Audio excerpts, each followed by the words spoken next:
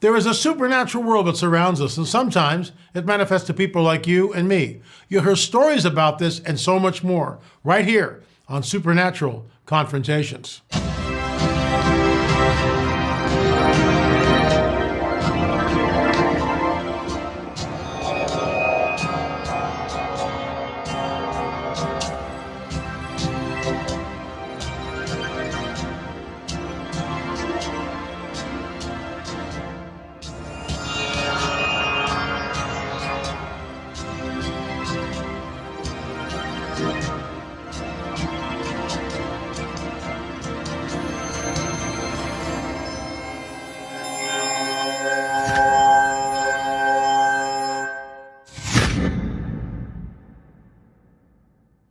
Very interesting testimony today. This man is a pastor. I think you'll find it absolutely interesting.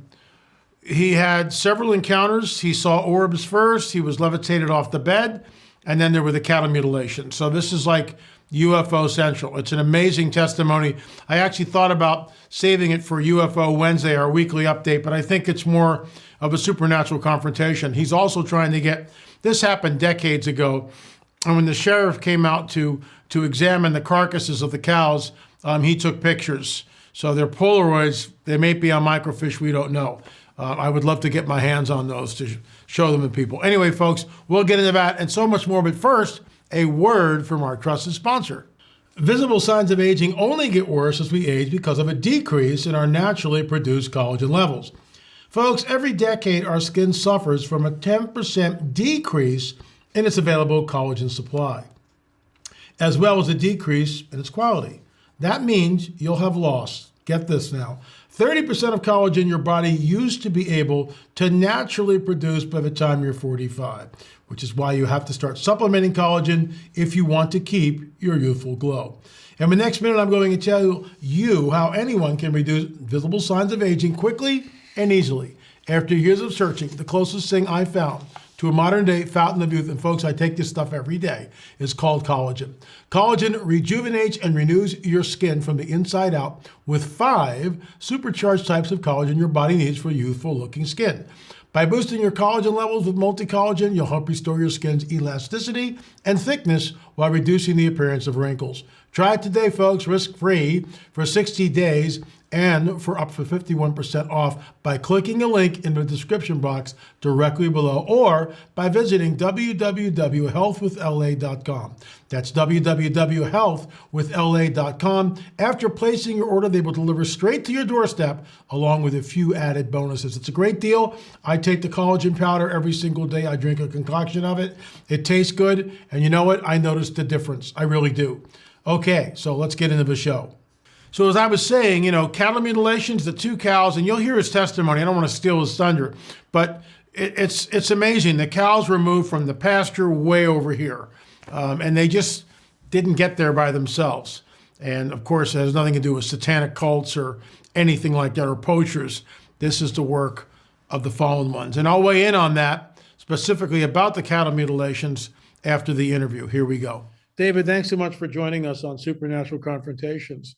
So like many people, hundreds, thousands, tens of thousands of people all across the globe, you had a UFO experience. Tell us about that, please. Well, actually, I've had 4. And it started back in 1972. I grew up on a farm in northeast Nebraska. My dad was a farmer and a rancher. We had around 300 head of cattle, Holstein cattle. And around, I think it was 1972, the first experience, I got this because I talked to my brother. He said, now remind you that before your experiences, there were these lights in the sky that we would see off in the west.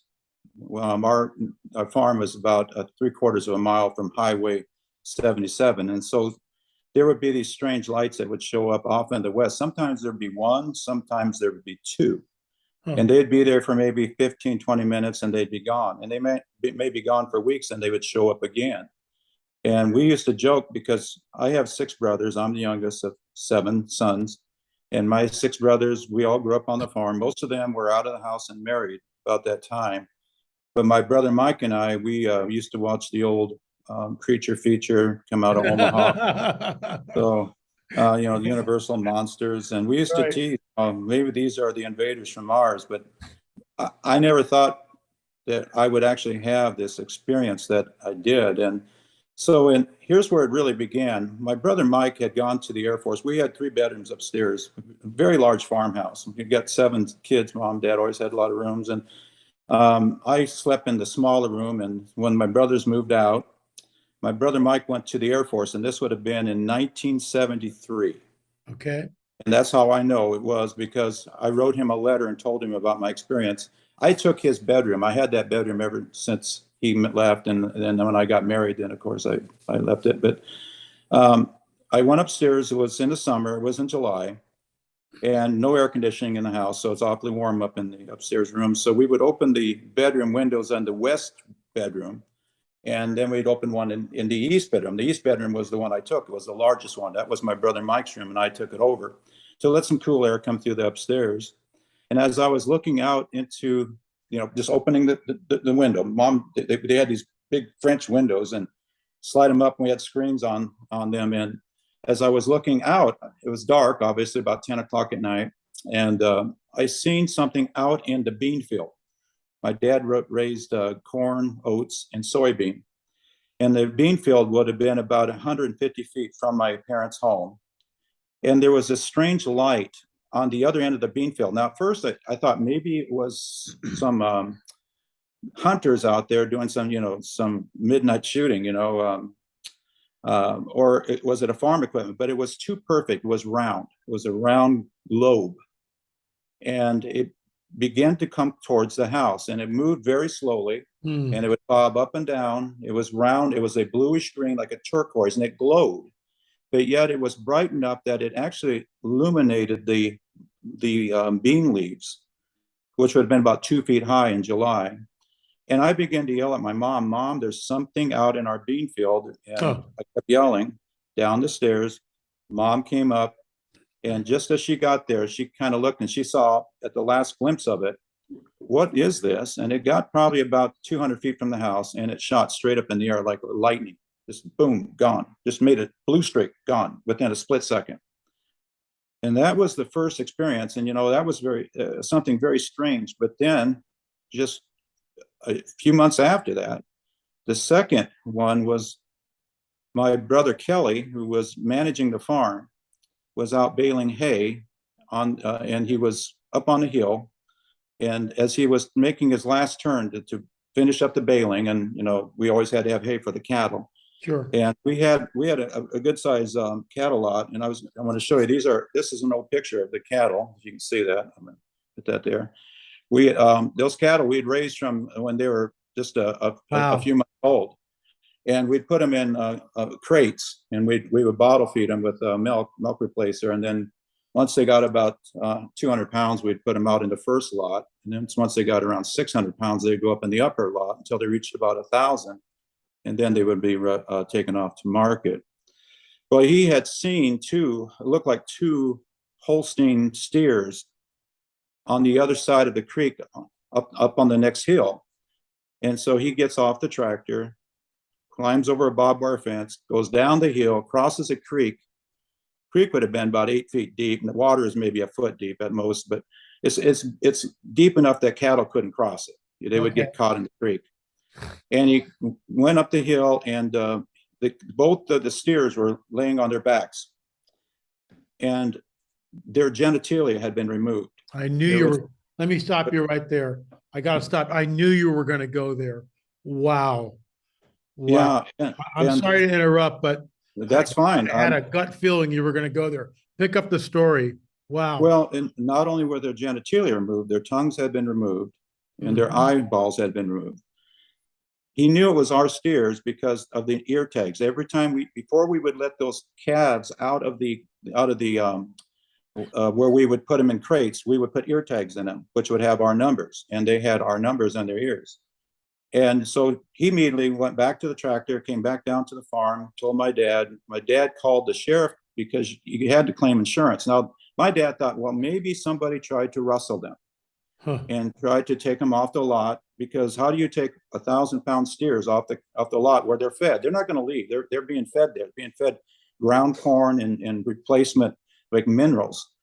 And so in order for them to get over there, somebody would have had to take them off the lot, walk them through a cornfield, over the top of the hill, go across a barbed wire fence, down the hill, across a creek, and then up the hill. But why, do whatever they did to them? My brother Kelly, our family is Lutheran and Catholic. He thought they were witches or some kind of a cult that was using the parts to do some kind of strange occultic rituals. So my father, he called the sheriff. The sheriff came out with a deputy, and that's when I went out. I remember riding my dad's pickup. We went around to the back roads because it was a lot closer to walk from the other side. And we walked over to the calves or the steers, and they were bloated by then. And there were perfect diamond-shaped cuts where their genitals were, just diamond. And their tongues were removed and their eyeballs were removed. And I remember my dad saying, who would do something like this to our cattle? And Right. Sheriff said this. He says, my dad's name was Clifford, but he went by Tuffy.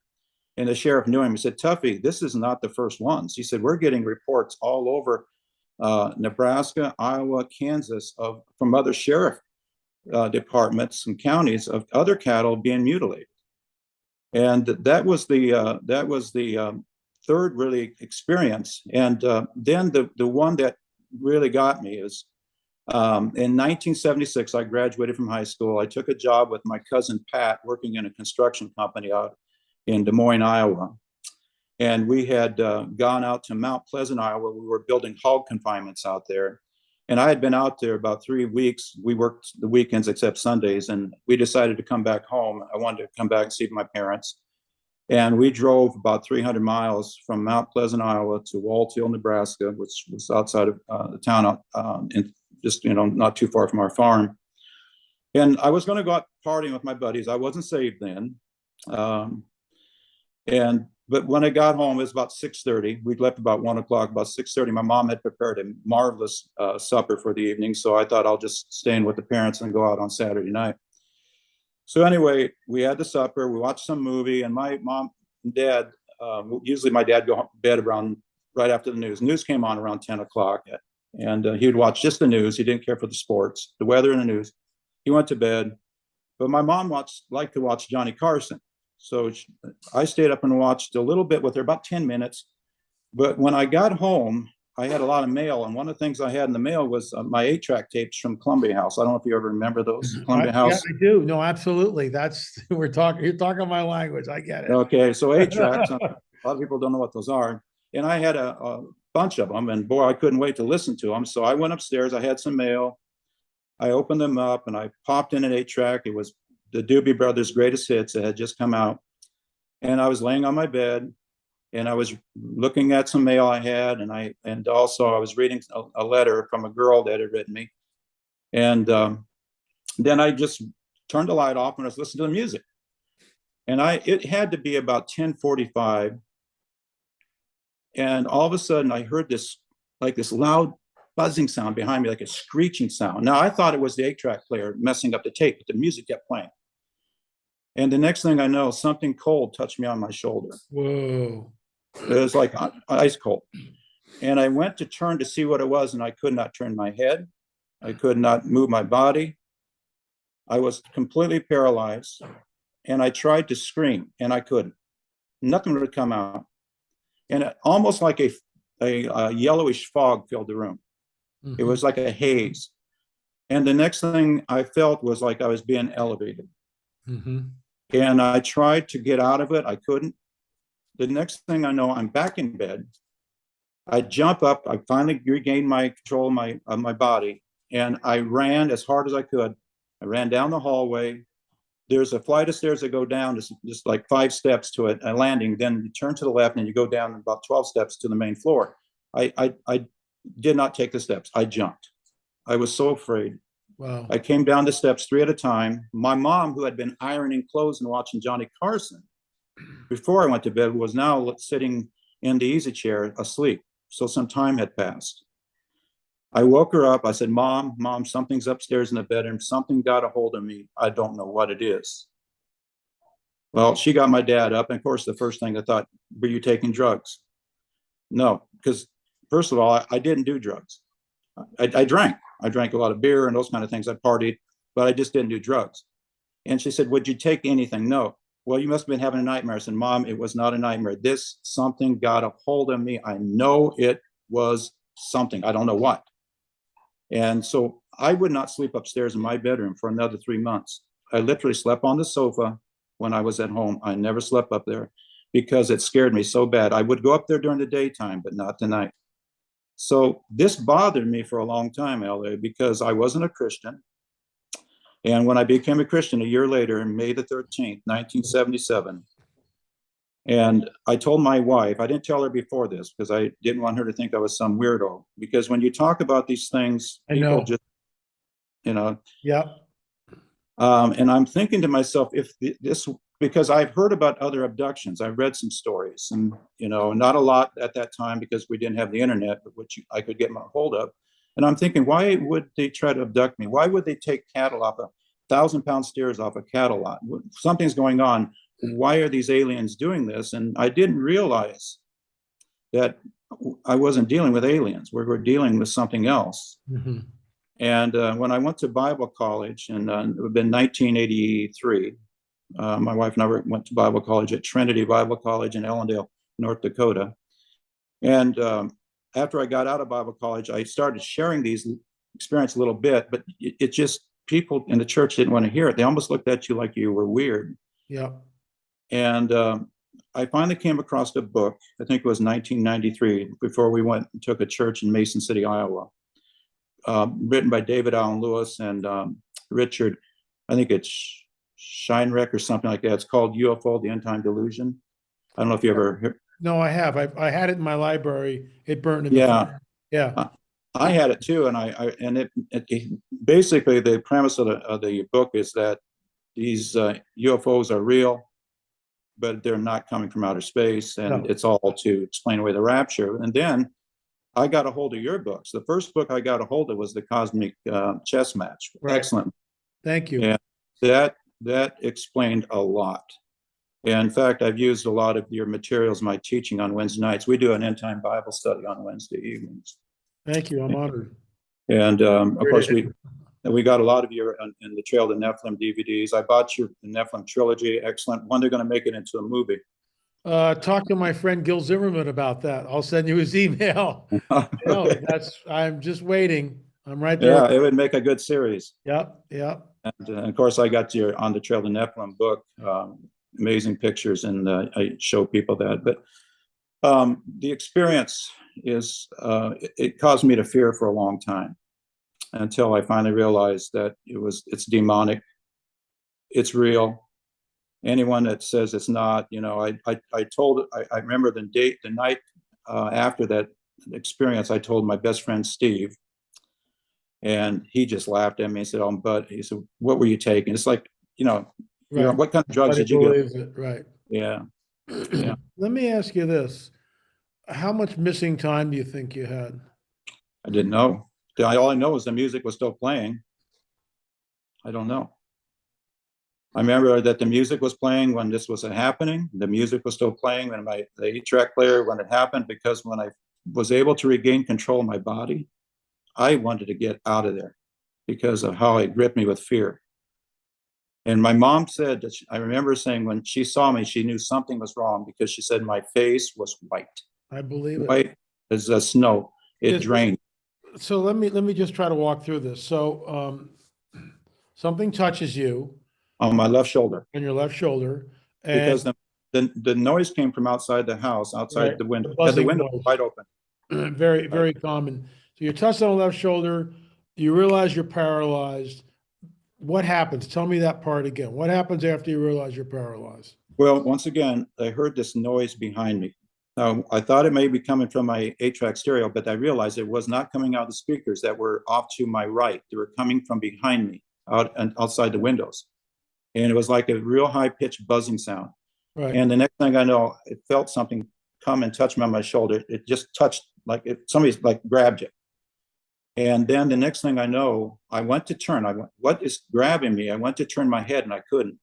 I couldn't even turn. All I could see was the lights were on in the hallway and the music was playing. I could still hear the music. And the next event It was like the room became hazy, like a hazy, foggy. Right. And I tried to scream. I mean, all that came out of my mouth was just nothing. You couldn't say nothing. Right. And finally, I began to like levitate.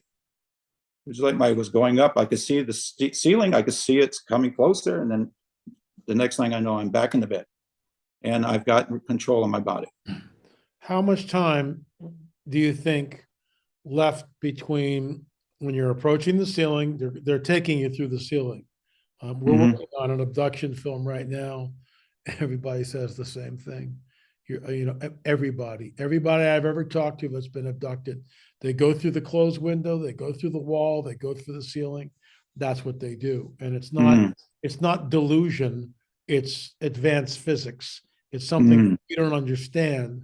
It defies our physics. But remember, when Jesus is in his glorified body, he comes through the wall. He doesn't knock on the door and go, "Hey guys, I'm the risen Savior." He comes right through the wall. When Peter's in the jail cell, the angel just pops in. So this is what the good guys and the bad guys, unfortunately, do. So the music is playing. It's a Doobie Brothers tape. Right. And with the 8-track, you can only put one in. It's not like you got all these CDs anymore where it's a stack of things and it'll go on. No, you got one 8-track, you put it in, and it's about what, maybe 45 minutes long? Probably. There's maybe 10 or 12 songs on there, and the songs are like 3 minutes. Yeah, 3 or 4 minutes. So at the most, if that tape is still playing, then that means you weren't gone for 45 minutes. So no, got to shorten the time. Got to shorten the time. time. The only thing I can go by, because when I was able to regain body functions, I was so afraid. My mom had been ironing clothes, watching Johnny Carson. Now she's asleep. Now she's asleep. That's it. Got to be half an hour anyway, right? Could have been. And because of I was so afraid. I mean, the only thing I wanted to do was not go back up there. That's it. Of course, who would? And I really didn't know what it was. And at that time, I was not thinking aliens or I was thinking evil spirit, something like that. What could it be that's in that bedroom? When after you're back, you run down the hall, you jump over the steps. The next time you went to the bathroom, what was that like? Do you remember? Any burning sensation? I don't remember anything like that. Any marks on your body? I never checked, because I'll tell you, I was laying in my underwear, and that was it. I just, I took everything off and I was practically naked, and just laying there in my bed, because once again, this was probably early August when it's really hot. I get it. I mean, I grew up on the East Coast, and we didn't have air conditioning too at first, and that's how you slept. You slept in your underwear with the windows open. I mean, that's what we all did. Maybe a fan, something like that. Any marks on your body? No, not that I know of. Okay. And this is the only time you were taken? That's the only time I had experience. Very, very interesting. Did anybody take any pictures of the cattle mutilations? Yes, the sheriff did. They had to, because of insurance. Now, they took Polaroids. And I tried to get copies of those, but I did find some news clippings. I don't know if you were able to read those. But all the cattle mutilations that took place in Nebraska around 1973 and 74. And it was going on quite it was a common occurrence. But yet, it is mainly being reported just to the sheriff's office, not really being picked up by any news agencies. Right. But these are all from, this is from Madison County, Nebraska. I know where that's at. This is from Pierce County, Nebraska, and all of them. Madison seemed to have several of them. I lived in Thurston County, and they all are saying pretty much the same thing that what I saw. Some had the blood drained. When they finally took the cattle off wherever they were, they found the blood was gone out of them. But like I said, the cattle, my dad's cattle, the genitals were gone. And they were, what was really bizarre was the perfect diamond shape. It was like laser. Surgical. Yep. Surgical. And it's just like, if this was done by a cult, I don't think they would have taken the time to done it like that. In the middle of the woods? How's that possible? Right. And they're 3/4 of a mile away from the feedlot, all over the hill, down the valley, and up another hill, almost to the corner where they were finally And how do you take 2,000-pound steers that far anyway? You don't. I mean, No. they were dropped from the sky. Yeah. Give you the last word, your closing thoughts, and thank you so much. It's just an incredible testimony. Thank you for coming on. Well, one of the things that I hope is that Christians wake up, Amen. because so many Christians are blind, and I think it's willful blindness. They just don't want to hear this stuff. I agree. I agree. I pastor a small non-denominational church in Ocala, Florida. And when I first shared my experience, this would have been about maybe 10 years ago. I've been there about 14 years. I could see in the congregation, like, don't tell us this. This is not to be shared in church. Right. This is stuff that we aren't to talk about. This is all taboo. But because of the recent UFO sightings and all these disclosures coming out, I was able to use that and say, listen, there's something going on. So I gave my testimony again a few years ago, and it was much more received. And of course, I don't tell them, just we're being visited by aliens from outer space that are here to help us. These are interdimensional beings. These are beings that are here for their nefarious. And what they're doing, and we're talking thousands upon thousands of people have had abduction experiences that are afraid to say anything. I know. That's what I do. It's time for it to come out. Believe me, I didn't really want to share this when I first thought about how am I going to be perceived now? But you know what? I don't care, because it happened. It really happened, and I'm not ashamed that I'm going to tell people, you better wake up, because there's something going on, and it has everything to do with the day we're living in. We're in the last days, and I believe very much it has everything to do with the coming Antichrist. I completely, we're on the same page, same team. We're right on the same path, looking at all this phenomenon, and I agree with you. The church, for the most part, is woefully asleep, and Yes. and many churches won't even talk about it. And yet, this is the coming great deception. If it's not, Yes. if this isn't it, then what else should we be looking for? I have a good friend that, well, I hear what you're saying, but I'm not sure yet. I'm still on the back burner. Well, if this isn't it, then where is the enemy putting all his cards to make it happen? And Right. it dovetails into the Darwinian paradigm, panspermia. I mean, this whole thing has been orchestrated. I'm not sure if you've seen, there was a magazine that came out. It's done by the History Channel, but it's Ancient Aliens. But the missing link. Why can't we find the missing link? And their explanation is the missing link was a man was uploaded. Some DNA upload took place, and that's the missing link, and that's what's being taught. This is what it drives me nuts. We have 3 films on the UFO phenomena. Number 4 is coming up, and I want to talk to you off air about the cattle mutilation. I'd love to, because that's number 5, crop circles and cattle mutilation. Then we wrap it up in number 6. But wow, I'm down to the 10-minute mark. I'll give you the last word, because wow, thanks so much for coming on the record, and it's great to have another voice, a pastor, alert the folks in this audience that what is coming is unprecedented, and it's on its way. I'll give you the last.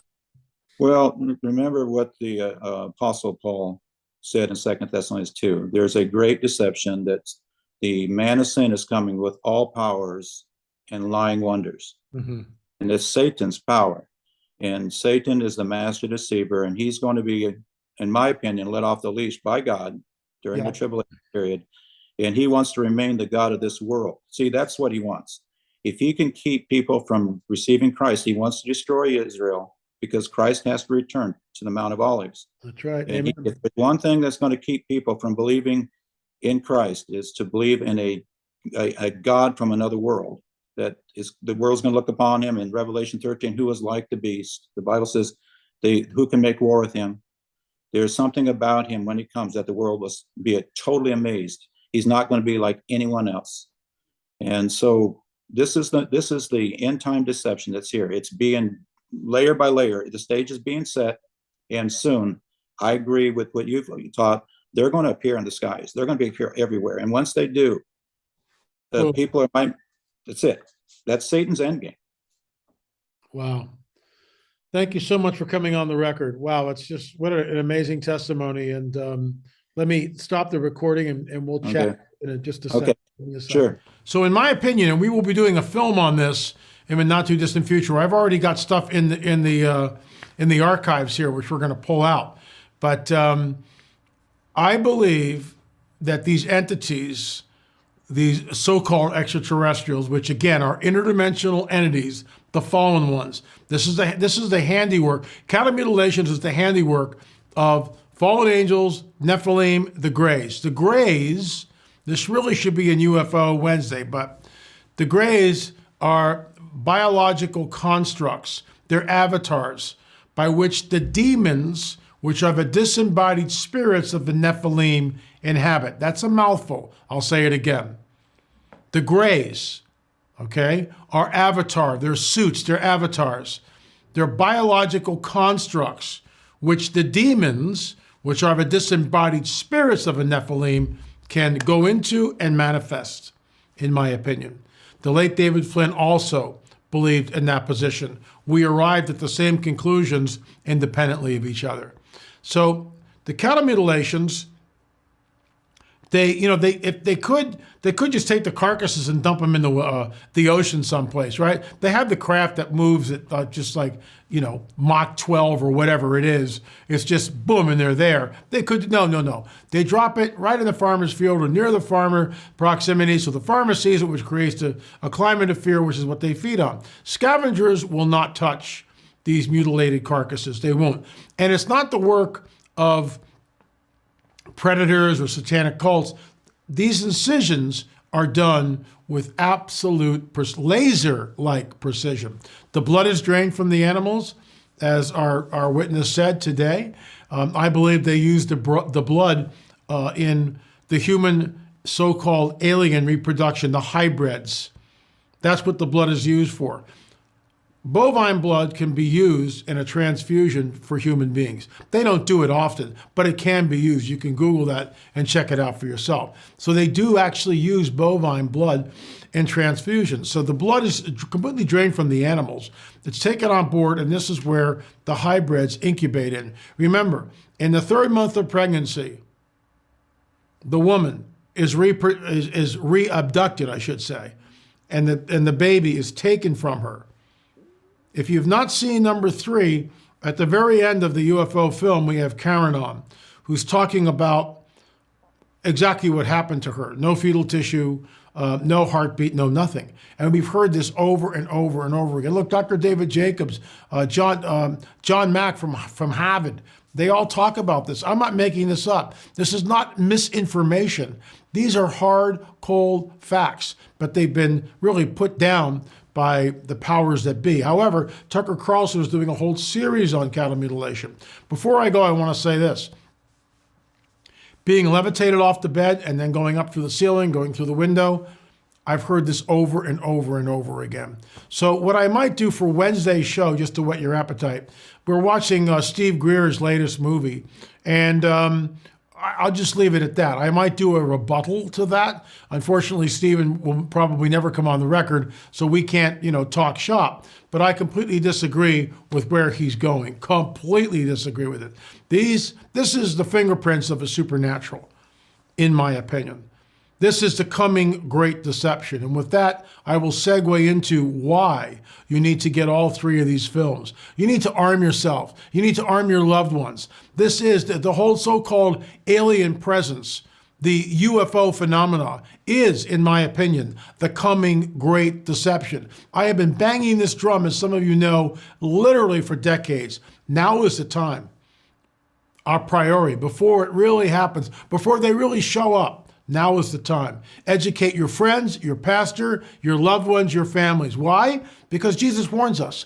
Something is coming that is so unbelievable. Men faint from fear for what is coming upon the earth, that even the elect would be deceived if that were possible. Folks, check it out.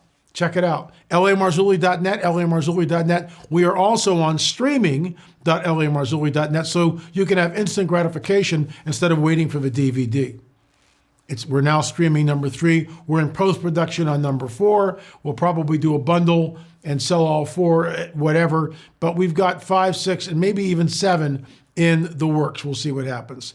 Anyway, folks, thanks so much for watching Supernatural Confrontations. Remember, if you've had a supernatural confrontation, just email us once. We don't need 4 or 5 emails because our producer, John Adam, we're like hundreds of emails. We're working through them. So he's our producer. He's going through them. We don't need 4 emails. We just need 1. I promise we will get to you, but it's got to be screened by our producer. That's John Adam. Thanks so much for watching Supernatural Confrontations. If you've had one, shoot us an email, supernatural@lamarzulli.net. That's supernatural@lamarzulli.net. Thanks so much for watching. Remember, there is a supernatural world that surrounds us, and sometimes it manifests to people like you and me.